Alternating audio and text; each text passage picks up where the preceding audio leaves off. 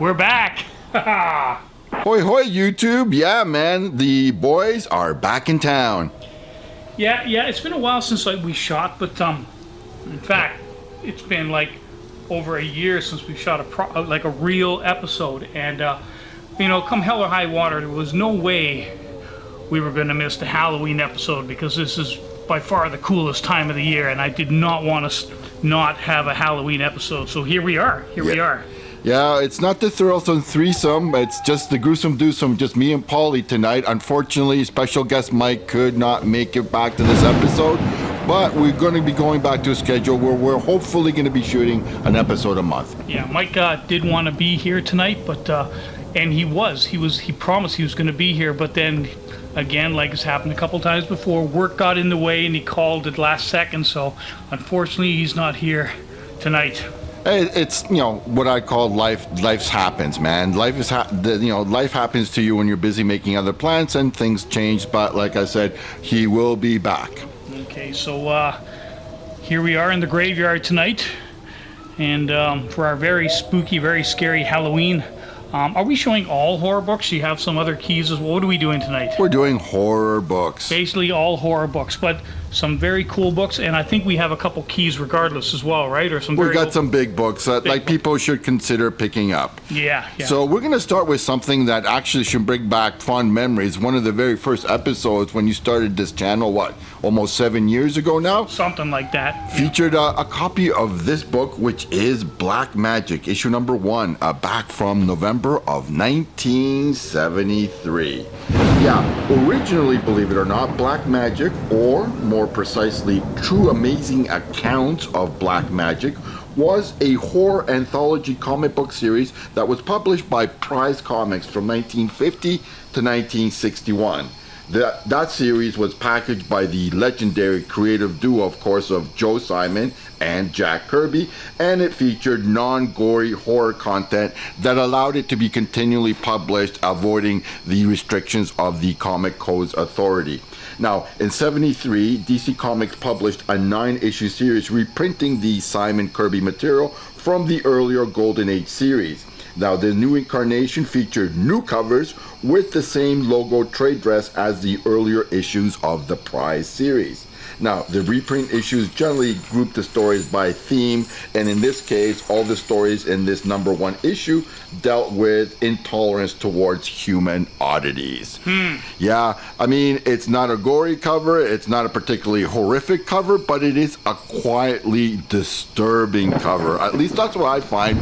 And when you're looking at cover appeal, I mean, that's one of the things. You want it to grab you, and while that, kind of like blob of a head there with tiny arms and legs is not the most shocking thing in the world, I found that it did grab me, and this is a very high-grade copy, which I picked a couple of years ago from one of my locals, Pendragon, there for... That's funny, because that's exactly where I picked up my copy as well. Yeah, it used to be our go-to local, and then we expanded and started shopping at other places. So, yeah, I paid $35 for it, which at the time was, I guess fair market, maybe a couple of bucks more than I could have paid for it. In any case, the latest 51st Overstreet price guide shows $17, $25, and $34 US as the 8, 9, and 9.2 grade splits for this book. And this is a nice high-grade copy. When you're checking it out, just try to get the best copy you can, especially for something like this. I would say it's at least a 9 or a 9.2, something like that, in which case I paid exactly what the fair market value for this book is. And again, a nice addition to my burgeoning horror collection. DC does not get the credit and the attention that Marvel has been getting, just because they're not Marvel right now and everyone's jumping on the Marvel bandwagon. But like I said, don't overlook DC, because they do offer some good books, and you should be able to get decent discounts on them while everybody else is shopping Marvel. That is fantastic, Jose. I can't think of a better way to start the episode. I've enjoyed this book too. I've had it in my collection for many years. Oh, incidentally, there's one thing I wanted to mention, because I forgot to mention before we started the episode. That introduction there, that dude playing the synthesizer with that kind of gothic type of music, that's moi. Oh, yeah, you're trying to become the new Canadian Trent Reznor? What are you doing? Just trying to mess around, tried to come up with something a little bit Halloween-y, a little bit scary that I thought, might be fitting, and allow me to do my own original music for the episode as well as everything else we do here. Oh, very cool and spooky, man. You got a nice home studio right now, man. That was cool. Okay, so this next book is mine. And this is a very recent acquisition. In fact, we just bought it last weekend. Last weekend we were lucky enough to be at Retro Rare. And Retro Rare, as we've mentioned before, is our local comic book haunt. Yeah, they're the go-to places as far as LCS is them in Gotham, really, for us. Yeah, is where we go to find our gems. Yeah. And we were lucky enough to arrive just the day before. Sandy had picked up an entire new collection of books he just bought off someone. Mostly Bronze Age Marvel and DC. Some very good stuff there, mid-grades and some betters, but a very good collection. It didn't have the big keys or grails, but man, solid runs of titles like Submariner and the Avengers and all kinds of good stuff. We had some Hulks and a lot of stuff, and this is one of the ones you picked up from he had I think he had more Marvel than DC overall. I could be wrong, but like I said, when it came to DC horror, he had some good covers, and this was one of them.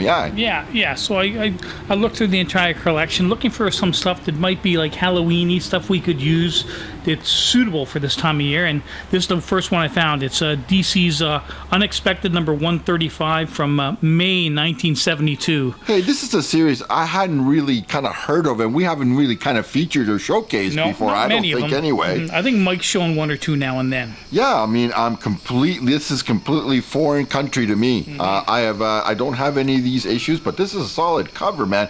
Who's the cover artist? Creepy, nice cover artist, Nick Cardy. Nice, creepy cover. I was gonna say the man of all he's the chameleon. Nick Cardy. Big name. Yeah, he did a lot of good covers. I'll be featuring some Nick Cardy covers later in this episode. They really got their money's worth in 1972, didn't they? 52 pages for 25 cents. Yeah, well, see, that was the thing. Look, I mean, they went from like 15 all the way to 25, I believe, by adding more pages. But they were kind of competing with Marvel because Marvel went from 15 to 20. And so did them, but I think what happened was they basically added pages and went to 25 cents, and their sales kind of like nosedived on a lot of the titles. So basically what they did, I think it was an experiment, I don't know, lasted a year or however long it was. Something like and that. then they cut the pages again, and I think went back to 20 cents.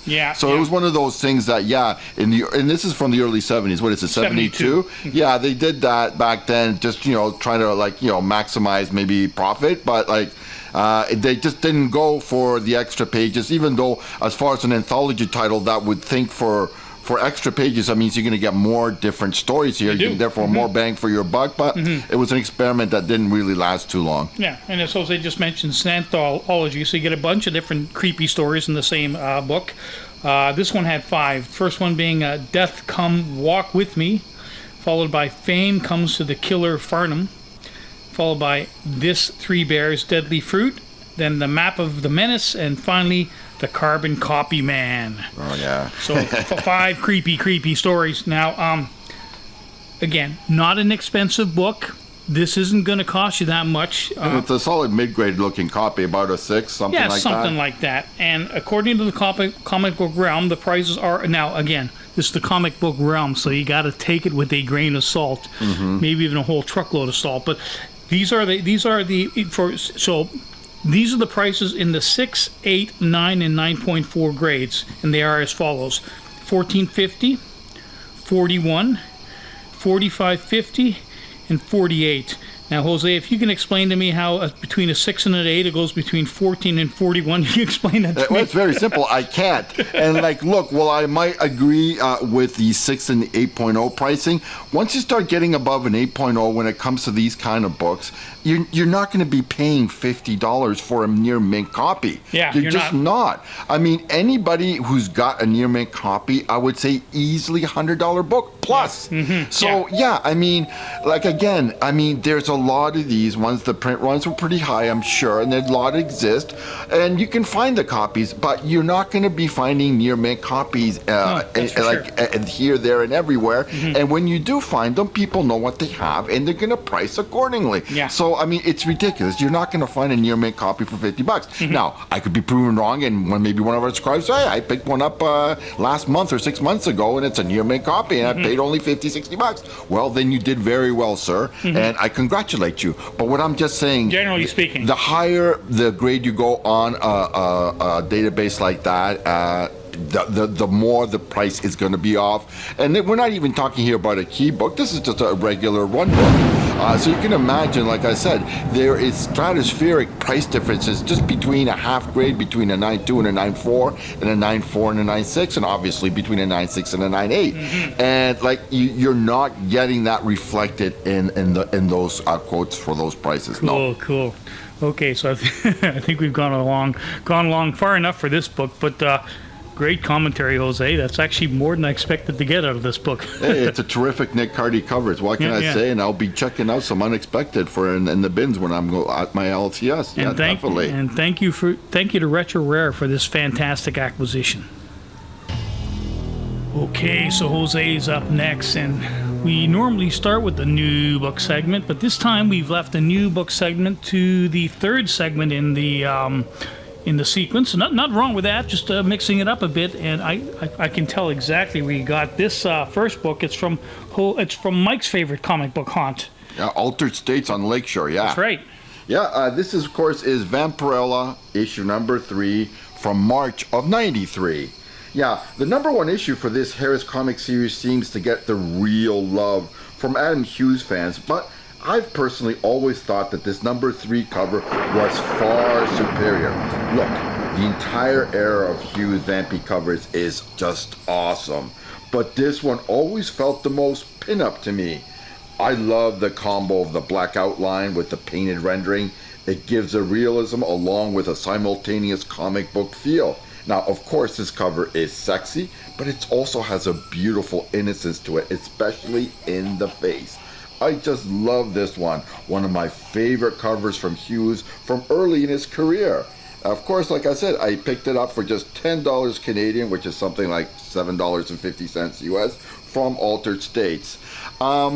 Look, you know what? I mean, I'm a good girl cover art collector, and, you know, Vampy, she's the queen of the bad girls. She's over half a century old, and this is just a terrific early Adam Hughes cover. What more can I say?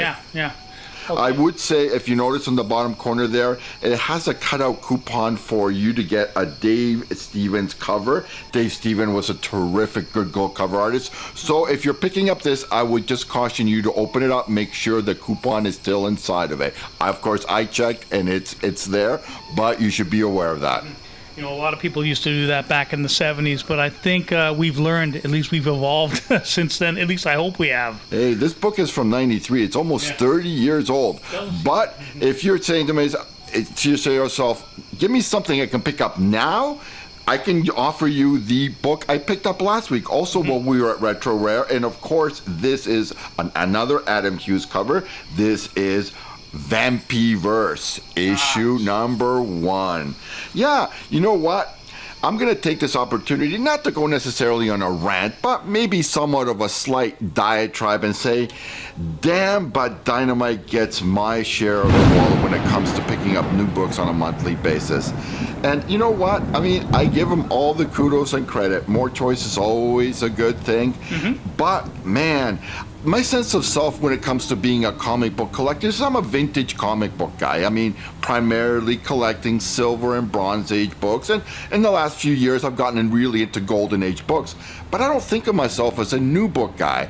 And yet when I was organizing and putting some new books in the boxes this week, I counted up and I had like 14 short boxes, a couple of long boxes of new books, and just 8 boxes of short boxes of vintage books with 8 boxes of slabbed and graded books. So I figured I have at least 40-50% more new books than vintage books. Yeah. So, what's going on here? And the primary culprit for this phenomenon is Dynamite. And the primary accomplice is Zenoscope. Damn it, what do I mean? Well, I'm a good girl collector, so I'm gonna go where the product is. And Dynamite, they have a terrific roster of top tier intellectual properties. What do I mean? Well, of course, you got the queen herself, Vampirella. Who do you also have? Well, in the bullpen, there's also Barbarella. Barbarella, yeah. You've got Red Sonja. You've got Betty Page. For sure, yeah. You've got, Deja Thoris. You've got Elvira, Mistress of the Dark. You've got Sheena, Queen of the Jungle. I Yeah. could go on and on, but, off the top of my head, Not so loud. that's 7 properties that you have there. So that's 7 books or 7 characters you can follow. And of course, Dynamite being Dynamite, they offer multiple titles for each of their characters. Like Vampirella has, besides Vampirella, they have Vengeance of Vampirella. They have Vampirella versus Purgatory. I'm sure they have several others that I don't collect. Same Sure. thing with Red Sonja. Red Yeah. Sonja, Sonja Versal. Yeah. Red Sonja Red and Black or Red and Blue. Anyway, you know what I'm saying. Yeah. Each character, I mean, Deja Thoris recently came out with Deja Thoris versus John Carter, Warlord of Mars. Yeah. And Betty Page came out with Betty Page versus the Curse of the Banshee. I'm going to show that. Yeah, so Yeah. what I'm saying is you've got multiple characters, and those multiple characters have multiple titles, and then for each issue of those multiple titles, you'll have multiple covers. Yeah. You see how far down the rabbit hole I'm getting here? Well, again, I've had this discussion with you in the past, Jose. I've always said you need to be a bit more selective with your because again, yeah, I know what you're saying. There's Yeah. like each title has like 5 variants a weekend. Yeah. At least 4 of them are must-haves for you, anyways. And it ends up costing you just on new books like $100 every Saturday just on the new. $100. Well, think about what you have to do if just those 6-7 characters. If you picked up their titles, and then you picked up most or all of the variants for each Yeah. of the issues of those titles, Yeah. multiple titles, you're talking It's a massive investment. hundreds of dollars possibly if you're being a completist. So what I'm saying is they are guilty of assault, bodily assault on my wallet, bottom and line. I'm constantly trying to tame that impulse of You like, need to bring it in for sure. I've got to rein in my spending when it comes to new books. It's hard when they get top tier talent like Yeah. Adam Hughes, for example, here on this terrific cover. Yeah. Frank Cho, and of course, Stanley Lau, aka Art Jorm, and Luis Perillo, and so on and so on. They get great artists doing the multiple covers, and you find yourself so far down the rabbit hole that you find yourself on the other side having tea with the Mad Hatter Yeah. and Alice in Wonderland territory. And where did all my money go? Exactly, So yeah. enough said on this. I enjoyed this one. I didn't even look if they had an alternate cover. So all I can say is, you know what? Try to rein in your spending. I mean, it is a common refrain these days for me. Just watch your spending. Just say no. Yes.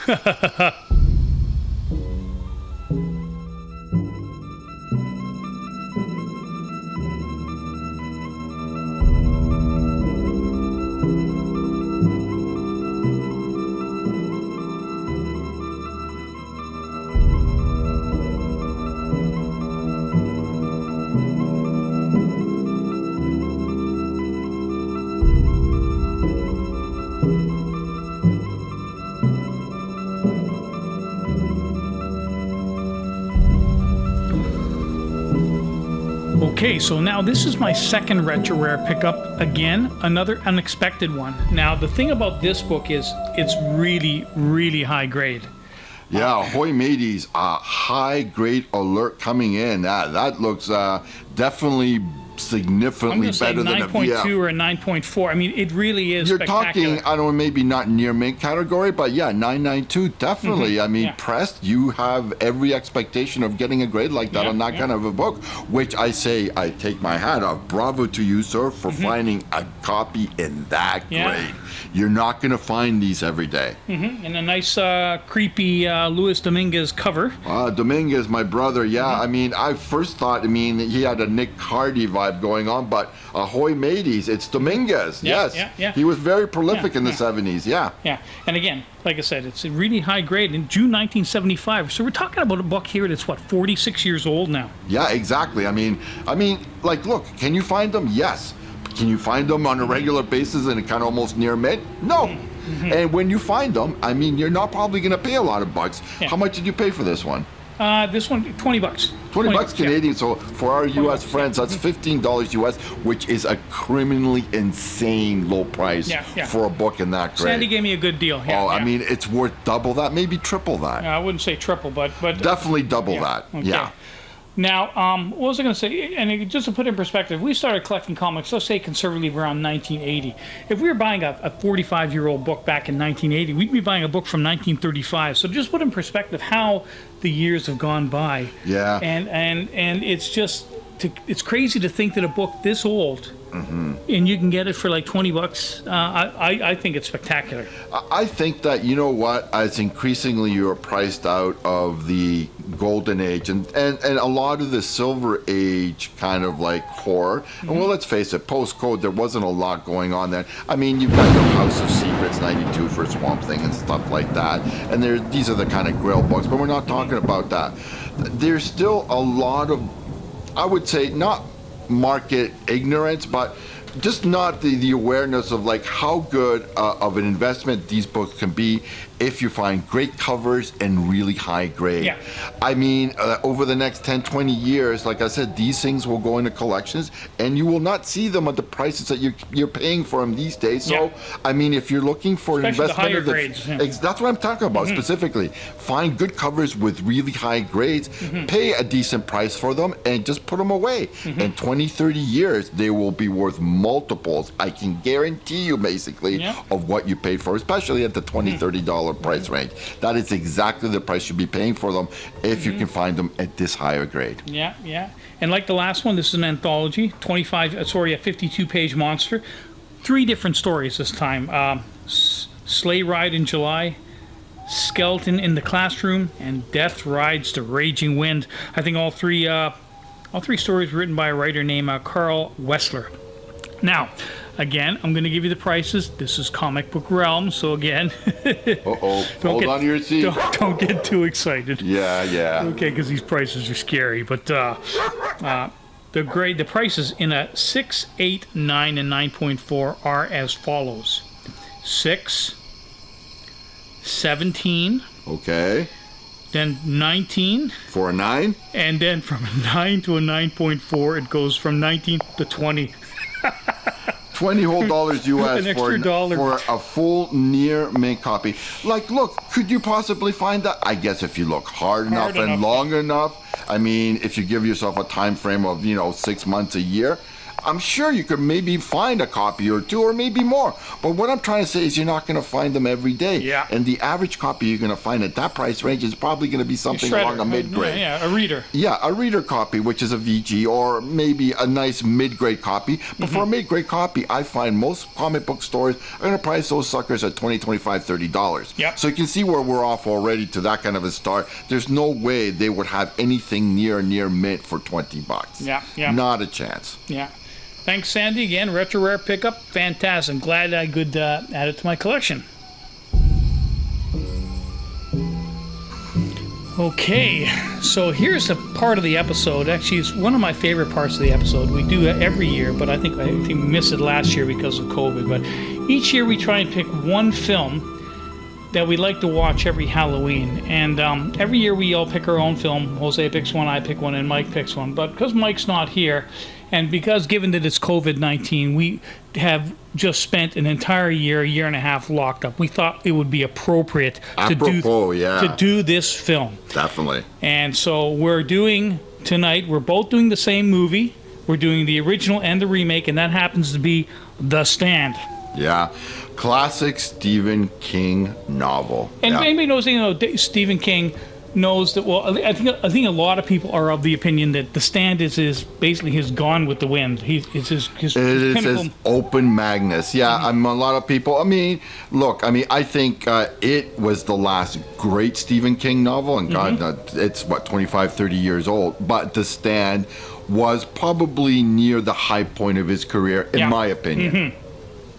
So in 1984, I believe it was ABC, took it upon themselves to make a movie But because it was made for TV movie, yeah, because wasn't of the it? sheer volume of the book. The book's like what 1,500 pages long. Yeah. There's no way you're going to be able to do this in 1-2 hours. So they decided to make it a TV miniseries. Okay. You got to go back in the day. This was before the plethora of all the cable channels, Yeah. before you had all that stuff. So there was a concept called basically a made-for-TV movie. Yeah. So it was kind of something that, that didn't exist because, there wasn't that infrastructure as far as these other platforms exactly. that you could deliver something other than a theatrical release. Yeah. So you do it for TV. Yeah. Which necessarily meant probably a lesser budget as far as It that. certainly did in this case, that's for sure. Yeah.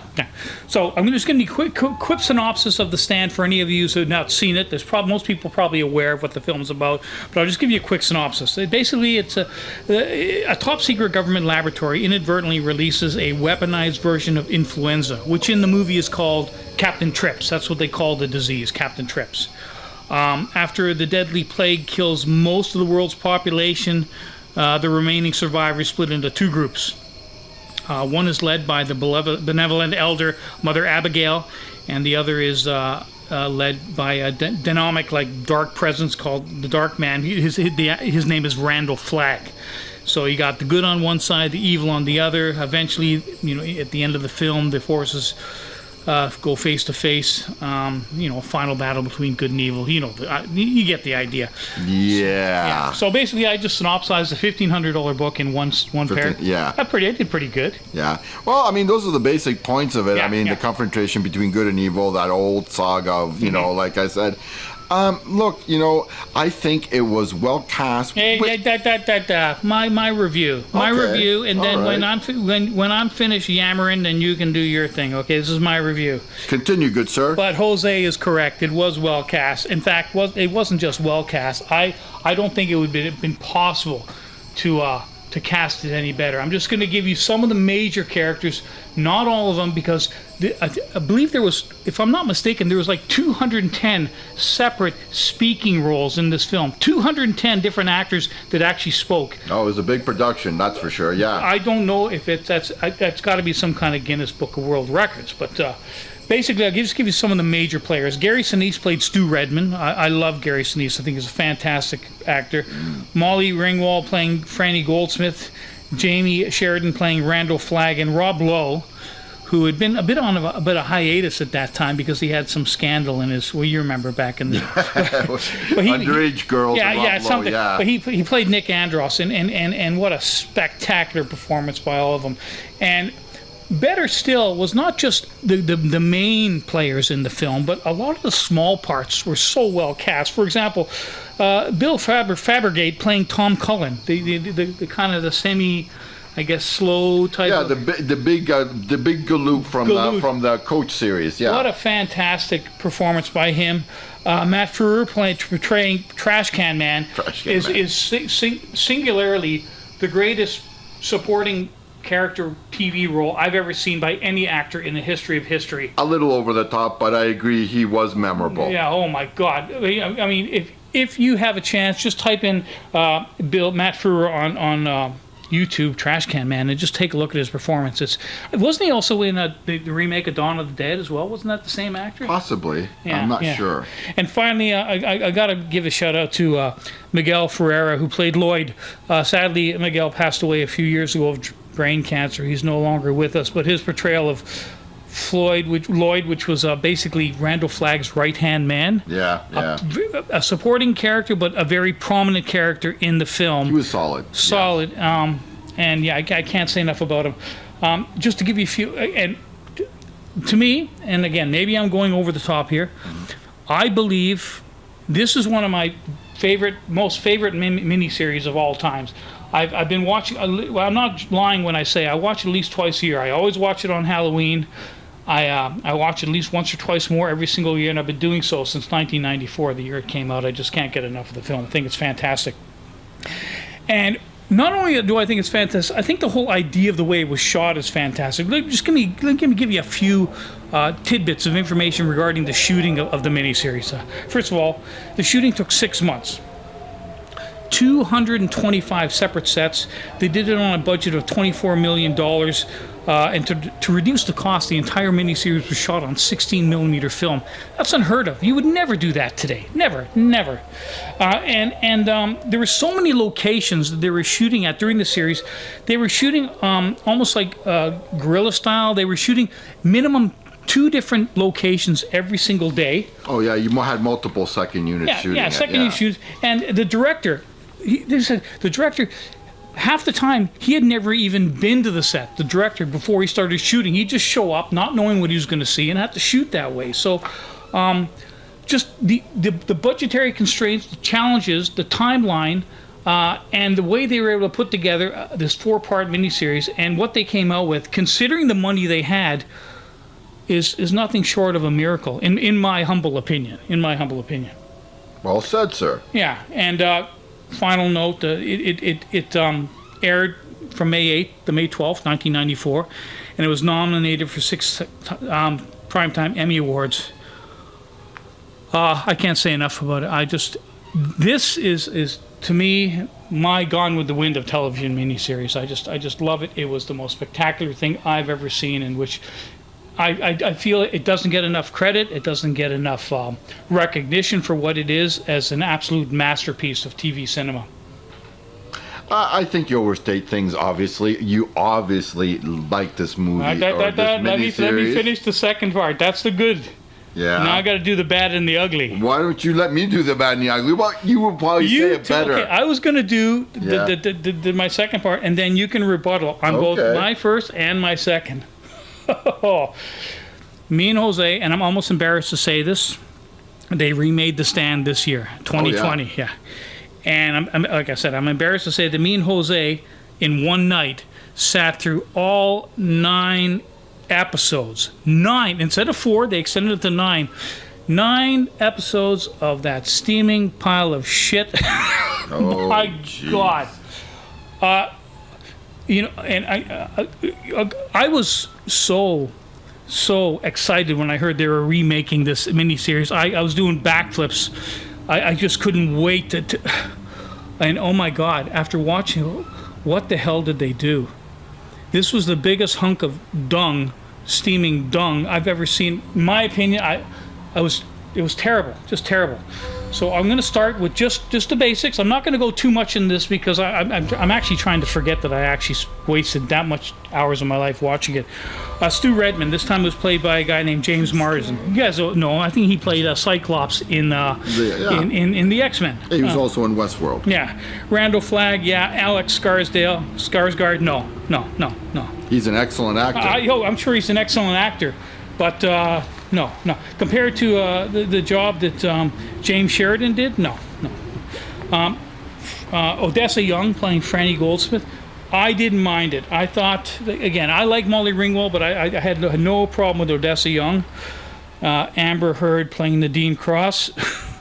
Well, Amber Heard's going to get a lot of negative press considering all her problems with Johnny Depp, but that's another story. But considering that in the original series in 1994, it was played by Laura San Giacomo, who's you probably don't remember her doing much, but she was an excellent actress. If you remember her at anything at all, she played Julia Roberts' friend in Pretty Woman. I first saw her in the independent film Sex, Lies, and Videotape. Yeah. She was excellent in that. She's an excellent actress, and she's worked steadily over the years. But so comparing her performance in the '94 version to Amber's recent performance, no. Finally, and the biggest elephant in the room, Whoopi Goldberg playing Mother Abigail Fremantle. My God, it was almost unbearable. She could have phoned in that role. It was so badly done. Compared to Ruby Dee, who played it in 1994, it was horrible. I mean, and I was certain, like, if anything, Whoopi's going to bring off the performance of her life. It was just. What else can I say? Anyways, the approval rating on the new film, I think Rotten Tomatoes was 55%, and IMDb gave it a 5.5 out of 10. It was chaotic. It seemed to move back and forth over time. The original story written by Stephen King was linear. The 1994 version was linear. It was perfect. This version went back and forth so many times it gave me a bloody headache. Terrible film. Zero. Terrible. And yeah, that's all I have to say. The good and the ugly. Now, what do you think? Well, I mean, look, I'm going to actually surprisingly agree with a lot of the points you say. Maybe you overstated some of them, but yeah, there you go. We all have our opinions, and like I said, we're entitled to them. I generally felt that I enjoyed the new remake over the 9 episodes more than the original, and I think the original is half of a great series. But unfortunately, half is not enough. I mean, the first half, because it was released in 2 parts. The first half had momentum. It really got to that point. But then something around the first third or half of the second one, it kind of loses momentum. Things get a little bit stale, and I won't go even into the ending, which is the climax with the whole hand of God. I mean, I don't think enough needs to be said about that, and sorry if I spoiled it, but I mean, it's the same thing that you had with It, where you actually finally see the spider monster thing in the 80s version, and you kind of laugh. I mean, and you kind of do the same thing in this kind of case. Generally speaking, you're right in that the crucial roles for the original were better cast. I think you had to get certain roles right, and in Gary Sinise, they got him completely right, and in Ruby Dee, they got Mother Abigail completely right. I disagree with you in Molly Ringwald, and while her performance was not bad, I still think you can't get her image of her in 16 Candles and The Breakfast Club out of your mind when it comes to something like that, Pretty in Pink. And, not to knock on good old Molly, but, it was not really that good of a performance. Having said that, I think, she was, underwritten as far as, basically, being the love interest to the main character. So there was that. Being linear, look, you know what? Maybe it's more straight ahead. I like that we jump back and forth in time, because you're talking, instead of 2 big clumps of a project, you've got 9 episodes. So I like that you jump back and forth. I didn't find it, disorienting or confusing. And, look, Marsden, is Marsden, and I don't think he's nearly the actor that Gary Sinise is, so we're not going to argue about that. Generally speaking, though, I do think that the remake benefits, obviously, from the improvement as far as CGI effects. That goes without saying. Yeah, for sure. But we're talking here a thing of time. I mean, it's unfair to complain about something that's 30 plus years old and comparing it with something from today. Yeah. So they are a product of their times. That's all you can say as far as that's concerned. I mean, so while I enjoyed half of The Stand, the second half has a lot of problems, and I would draw the parallel or the equivalent of one of Stanley Kubrick's movie, Full Metal Jacket. I think that movie is a movie of 2 parts, much the same way that The Stand is. The first part of that movie, when they're basic training drilling, is fantastic. It's great. Once they get to Vietnam, something you lose something there.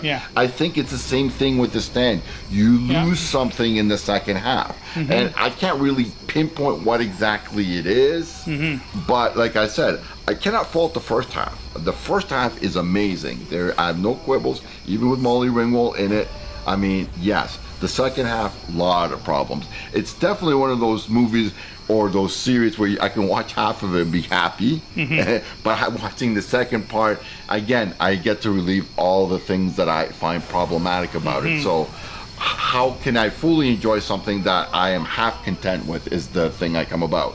And while you're generally true as far as all the points that you make, specifically about the original versus the remake, I found that as a whole, I enjoyed the remake more than the original, if that makes any sense. Fair enough. You're entitled to your opinion, even if it is wrong. So anyways, there you have it. So if you guys have like 25 hours of your life to kill, I would recommend watch the 94 version, then watch the 2020 remake version, and you make up your own decision. Jose thinks the remake, the new one, is slightly better than the original, whereas I love the 94 version. I think it's one of the greatest films ever made, and I think the 2020 version is a steaming pile of shit. Anyways, I disagree there. You will not be wasting your time, but that's just my opinion. I think you vastly overstate things as far as the remake, but that's my opinion again. well, you're taking one of my favorite intellectual properties, and to me, you're just shredding it. But again, no, we're not going to argue. We're not going to argue. Jose's entitled to his opinion. It's a free country. Yeah, in Canada, we got a free country. Okay, so anyways, that's it. We've gone on long enough. We're going to. We got a couple segments. We got a few more segments, so let's get back to business here. Okay, so this is my final book of the night. Jose did a new book segment earlier, so this is my new book segment, and it's a Betty Page, as Jose mentioned earlier, The Curse of the Banshee. Yeah, Curse of the Banshee. It just came out, a secondary title to their main Betty Page, and this, featuring this comic, which I have, at least this variant copy of it, reminds you of how many other variant copies I bought of this issue. I mean, thanks for reminding me, Paul. Again, damn you, Dynamite, for assaulting my wallet. But out of the covers that I did buy, I have to say, you got the Primo one. Yeah. The listener is the go-to on this one, I feel. Again, the man is at the top of his game here. I will feature an artist kind of profile in upcoming episodes on listener, because he gets a large percentage of my wallet when it comes to Good Girl art. The man is killing it. Not only on this, but check out the Dynamite Deja Thoris and Deja Thoris versus John Carter, Warlord of Mars. They also feature terrific listener covers. The man is channeling Vargas, who was a pin-up Good Girl artist, working for publications like Playboy in the 50s and 60s, and he had that beautiful airbrushed classic quality, which listener is very much channeling. Yeah. And this is very much a Halloween type issue. I took the time to read it, and I liked it. It takes place in Ireland, 1954. Betty Page and her friend are at O'Riordan's bed and breakfast, and old Betty, she's not really feeling all that well. She's kind of in and out of consciousness. Long story short, the bed and breakfast owner feels she's been possessed, calls in a Catholic priest to try and do an exorcism on her, and as we know nowadays, sometimes Catholic priests aren't too good at certain things, and he fails. But it ends up she is being cursed by a banshee, and the story kind of progresses from there. The artwork inside is very well done. Yeah, I will agree. I am surprising. Dynamite does a good job of putting a writer-artist teams together, so that they do offer a higher level of quality. For example, when you compare them against somebody like Xenoscope, which is direct competition for guys who collect Good Girl art. And let's face it, a lot of time they suck in with a really beautiful cover, but as soon as you open up the pages, it's like And how many of us, if we're really being honest, and would readily admit whether we cared that much whether the story was any good or not? Sometimes I read them, and I did take the time to read this, and it is interesting. I'm going to probably pick up the next issue because it is kind of a cool, again, not original. They're kind of channeling The Exorcist. They're kind of doing their version of The Exorcist. But you know what? For that listener cover alone, it's worth the cover. Sure it's worth the cover price. And again, I am recommending to you, check out the Deja Thoris series. Again, featuring terrific listener covers. Okay, so that's my new book segment.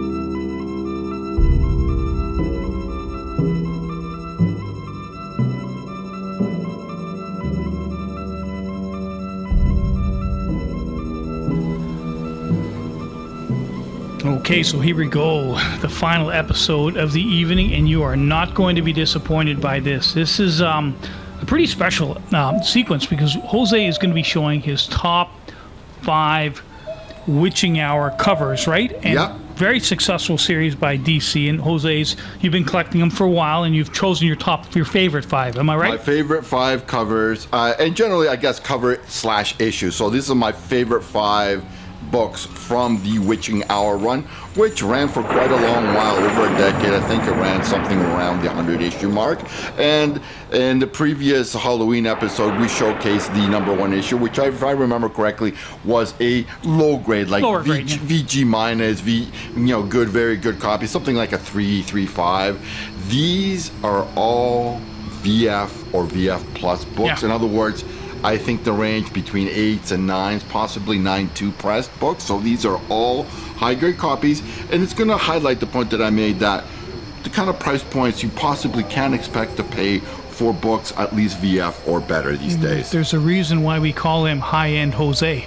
So, without further ado, let's start with the #5 book on the list. This would be Witching Hour, issue number 14, back from May of 1971.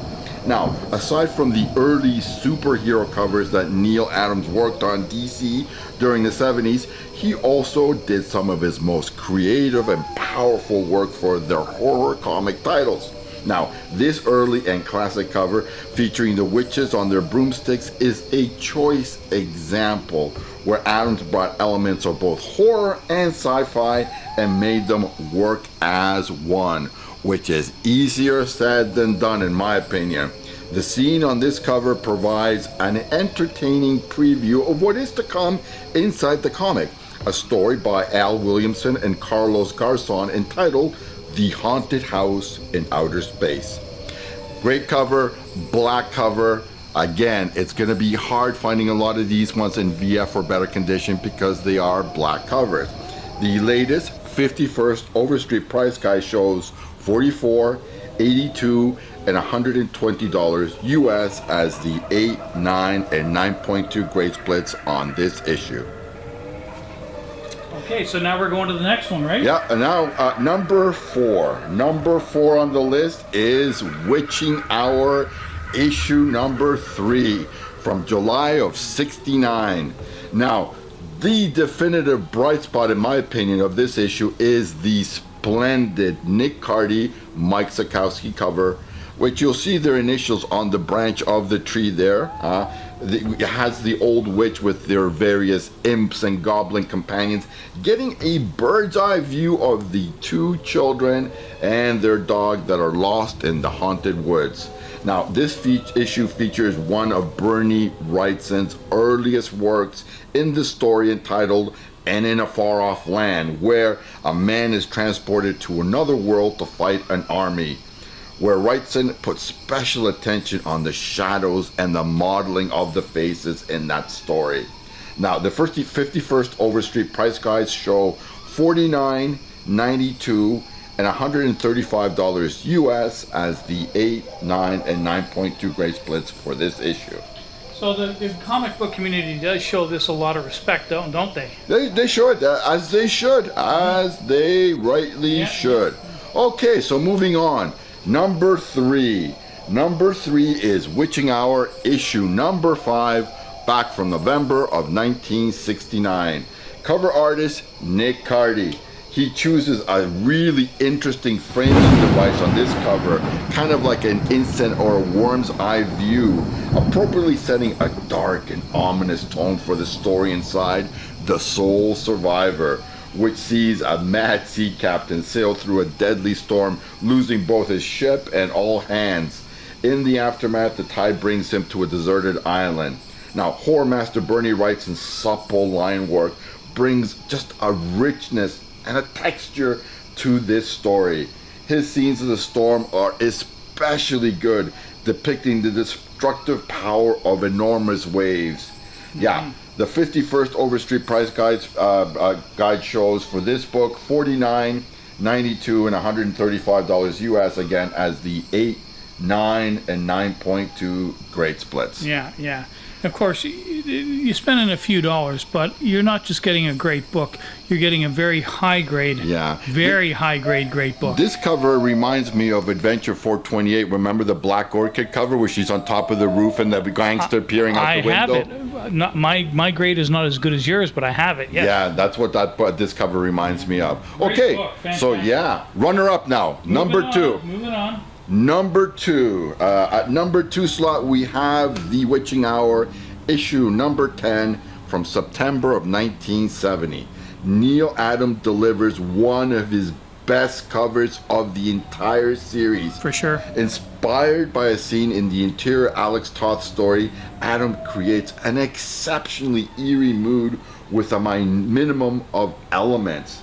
Yeah, the overwhelming use of black, which the Italians would call chiaroscuro, that was actually developed by the genius that was Leonardo da Vinci, Yep. and actually brought to a zenith by Michelangelo Merisi, known as Caravaggio. But I digress. Yeah, you know what? It makes the highlights of the old man stand out even more. They just pop.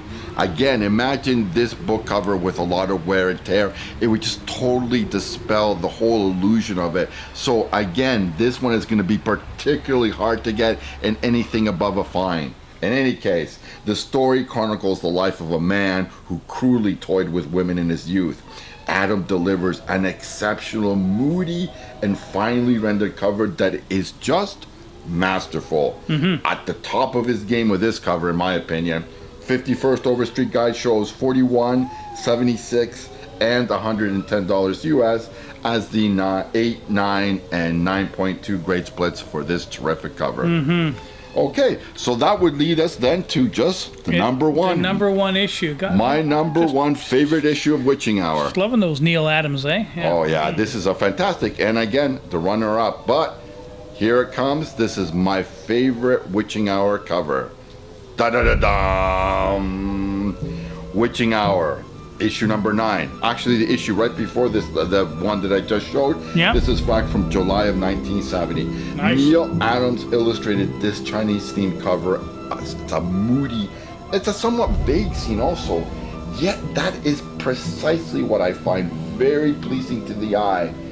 I mean, look, these days and our marketing and our advertising, we're bashed over the head, slapped in the face to get our attention.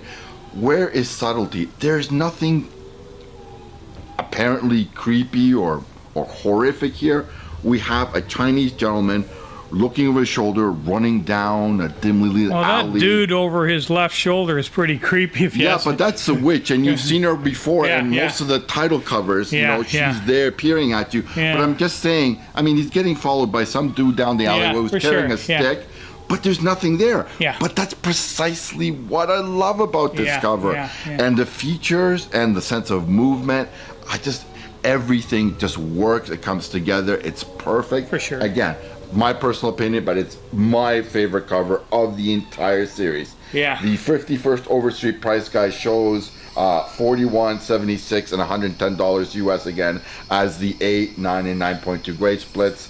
So, basically, these are my top 5 covers in my personal collection for the Witching Hour title. Now, these 5 issues were picked up about 2 years ago, back I think in November of 2019. Yeah. And it was all done in a bundle, so I picked them all at once in late November 2019 from my old local, Pendragon. Pendragon, yeah. Yeah, they at the time had a 25% off discount sale on their vintage back issues because they were moving to a new location in a mall Yeah. in 2020. Okay, so total spent on all 5 issues basically was $550 Canadian. Yeah. That rounds out evenly to $110 per issue, which doing current exchange rates, it's about a little over $80 US per book. Okay. Given the quality, the grade, it's not. You did all right. I did all right. I did more than all right. I think these 5 books are uniformly of a high grade, averaging at least about an 8, 8.5, and with pressing could even go to as high as 9 or 9.2. Yeah. You'll notice on most of the prices there is a pretty large price differential between the fine and the very fine price. Well, sure. that's only makes sense because there's 4 grade points: 6, 5, Yeah. 7, 7, 5, and 8. So you'll see the VF price be at least double or then some of the fine price. Yeah. And then again, from a VF near mint to a near mint minus, it's about another 50%. Yeah. I think where I am at the VF to VF plus to VF near mint 8, 9, 8, 8.5, I'm at the sweet spot there. I probably could not have afforded these books if they were at least near mint or higher, if you know what I'm saying. Yeah. But I get a big enough deal in the sense of paying that on average for these books in that grade that I feel very good about owning them. Oh, for sure, for sure. You did well. And again, when you're buying the high grades, you're going to have to pay because there just aren't that many around. You're going to have to pay the money if you want to buy them. I mean, you want to buy a low grade, I'm sure you can get them for $10-20, but yes, you can. Not something like this. Not something like that. Well, and that's my main point about looking where your source is when I, knock something like that comic database that Mike usually goes to, Comic Book Realm. I mean, look, I agree with their prices to a point, but like I said, I mean, I might agree with the fine price, and I may somewhat agree with the VF price, but beyond that, we're in a different realm. You got to use the Overstreet, that's for sure. Overstreet to give you a baseline, and like I said, pressed and slabbed, obviously you can add an extra premium because people who realize that they're slabbing books these days is taking about a calendar year or almost a calendar year to get something slabbed. So there is even an extra premium if somebody wants something now. In other words, to satisfy your immediate gratification, if you want something like that, you're going to pay a hefty premium if you've got a book starting with a 9 on these things, because they know even if you find one raw, if you want it slabbed, it's going to take about a year. For sure. So you're going to pay an extra premium these days. So just be aware of that. Yeah.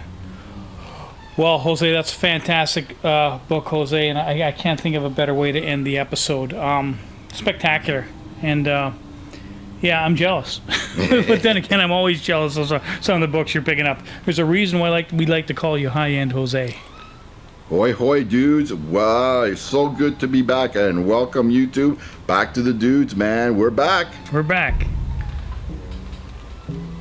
Okay, and for our final segment of the night, I thought I'd show you something I just picked up recently. I actually had Sandy at Retro Rare order this in for me. This is obviously the Overstreet Guide to Horror Collecting. So if you're a horror fan, this is definitely the type of price guide you want to pick up. Now, it's not just comics, although it does have comics in there. But it gives you a broadly based price guide for certain things that you will collect that are horror oriented, such as obviously comics, posters, toys, some original printing novels, such as some of the Stephen King novels, some of the original Dracula, some of the manuscripts. So, I mean, if you're fortunate enough to have a first edition copy of Bram Stoker's Dracula, you can actually get a price point for that? There's a price in there for Bram Stoker's Dracula, as well as price for the original Dracula movie poster as well. So if you're into collecting horror, I mean, to be clear, this is not all encompassing. No, it's not. But it gives you some pretty good ideas on some of the more collectible stuff that horror collectors keep an eye out for. So if you're into it, definitely recommend picking it up. So Overstreet isn't just about comics anymore. Yeah, well, I was busy picking up my latest edition, the 51st edition of the Overstreet Price Guide. You were picking up this guide to collecting horror. Very cool book. I had a brief glance at it, and it's got very interesting info. And look, if you're in any way interested in collecting any horror-related pop culture material, whether it be first edition, posters, comics, whatever, toys, this is one of the guides you're going to have to arm yourself with to just give you a sense of what prices you should be looking for as far as paying for things that are out there in the market. So definitely, just like I said, as a comic book collector, you rely on the Overstreet to a certain degree. Definitely, like I said, I think they're putting themselves out there as far as giving you a guide to what prices you should be looking at when you're spending any significant amount of money on either a comic or a poster. I think it's an invaluable aid to collecting. For sure. And there's toys in there as well, horror type toys. So anyways, well, that's it. That is the end of our probably quite long Halloween episode, and I hope you enjoyed it. If you do leave us a comment, we will respond. Sometimes it takes us a while. We get very busy, but definitely we'll respond. And we appreciate the support, the fact that you guys are watching, and we'll see. I don't know when the next episode is going to be, because we're still kind of in a lockdown here. But yeah, we're going to film as soon as we can.